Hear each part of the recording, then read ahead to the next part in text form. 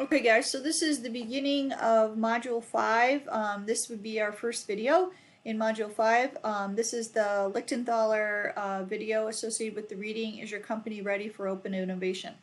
So this is a great work about how companies manage to bring innovation into their company and some of the issues associated with it. So two of the big issues really that we see most often are NIH, not invented here, and NSH, not sold here. So most of my experience is the NIH issue, which is if we didn't develop it ourselves, we're not interested in using it. And it's a really big problem for companies today, because at the rate of innovation that is taking place now, I personally feel it's impossible for an in-house IT organization to keep up with what the competition is leveraging and bringing to market. So not invented here used to be something that I guess was manageable. There's even readings that go back to I would say the mid-90s, early 2000, where there was a belief that in-house IT organizations created more value and more profitability for companies than not having an IT leadership organization, I guess, or role.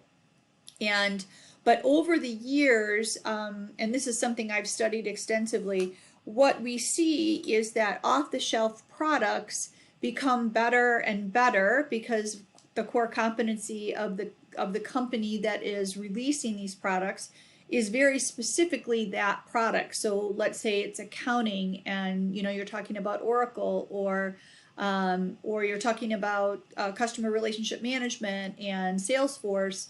They have a specialty and a core value associated with this particular function, and there's really no way to compete with it. So a company, like Ford, for instance, or General Motors, where the core competency is manufacturing, automotive manufacturing, there would be no way for Salesforce to compete in this space.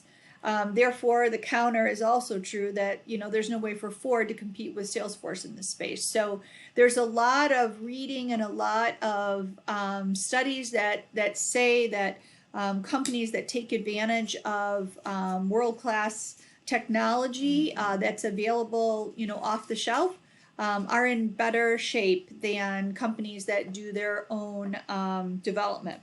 Not sold here is the opposite of that. Technologies that are developed in-house are not released for others to leverage.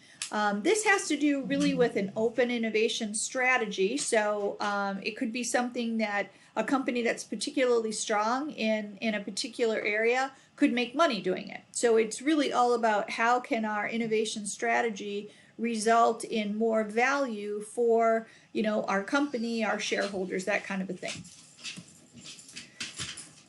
Okay, so 4 distinct types of open innovation cultures. You've got technology isolationists, which account for 36% of companies in the survey. These have the strongest issues with not invented here, not sold here. Then you have technology fountains, which are 26% of the companies in the survey. They're characterized by not invented here, but they actively license their own technology. So it's fine for them to develop things, and they're very good at selling what they've developed. Technology sponges are the opposite of that, basically. 21% of the companies in the survey, and they have issues with not sold here. So they keep everything inside. They actively partner for our inbound technology, and they just kind of take everything in, without participating in an outbound innovation strategy. And then technology brokers, which are the smallest percentage, 16%, actively pursue both inbound and outbound open innovation. So this is Lichtenthaler's chart, which I think, based on their survey, was very effective in helping us understand how these different technology strategies impact the overall performance of the company. So you can see that technology fountains are the least, they have the worst performance of the group, while technology brokers have the best performance of the group. And coming from a technology company myself, having spent 30 years in technology, this makes a lot of sense to me, because the companies that I worked for were definitely technology brokers. They were always looking for something new that they could leverage and bring into a product, and they were happy to sell stuff that somebody else could use, especially stuff that maybe they developed and didn't really have a use for, didn't work out the way they thought, but this guy can do something with it. They're happy to license it so that other people can use it. Sun Microsystems, I spent 11 years at Sun Microsystems, which right now is a very old company and no longer exists. They were bought by Oracle many years ago. But they were ones that really participated in even the extreme of open innovation, a technology broker where Linux was concerned. So they contributed one of their older operating systems, Sun OS, something they really weren't using anymore, and gave it to the Linux organization as the foundation for Linux. So this was, one of those extreme examples of an open innovation culture, and to me, I always saw it as extremely profitable. It's tough, I think, for traditional companies to get a feel for this, really. Because you really have to have a unique culture in order to make the best use of technology, being able to bring it in and find places where it can be used and find avenues to sell off technology that, maybe you're not using. But this gives you some perspective on performance of these types of companies. So setting up for an open innovation culture, we want to communicate the open innovation culture.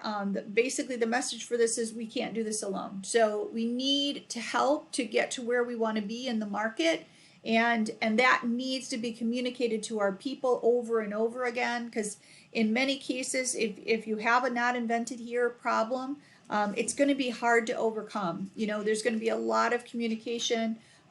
There's going to have to be, and we'll see that, as we get on to the next couple bullets, you've got to have top executive support, especially if you're going to make major changes like that to the culture. The top executives are going to have to, one, communicate why, right? So to appeal to the elephant, right? To get the emotion of the employees involved, but also the driver. So we're going to have very specific direction on what that means. What are we supposed to do differently tomorrow? Incentive systems must be adjusted to support open innovation efforts. So, maybe people were rewarded financially for coming up with a new development, some new product or something like that. We're going to have to make some additions to that. So now maybe there's an incentive for finding a technology that helps us move forward and bringing it into the company. So we've really got to think through how people, what kind of things within our company incent people to move forward and to change their behavior, and make sure that those are centered around things like open innovation. Organizational structures need to be adjusted to support open innovation. So silos are not going to work very well in an open innovation culture, because if you're going to bring something in, you need to be able to make use of it across the company. You've got to be able to get the most out of it. And if you're organized into silos, you've got a really closed culture in that space, and you're going to need to open that up. The other part about organizational structures is there may be a lot of innovation even within the company that you just don't know about it because you're in a different silo. The 3M case study is a super example of how they facilitate the spread of innovation within 3M. And I think it's a really good example for companies to understand and potentially follow. Managers need to institutionalize open technology transfer attitudes. So again, A lot of this comes from years and years of culture within the company. People do things a certain way, and if we want open innovation, we're going to have to change so that those who are open to finding new ways of doing things have the incentives to do it. And that's the end of Lichtenthaler. So we'll come back in the next video.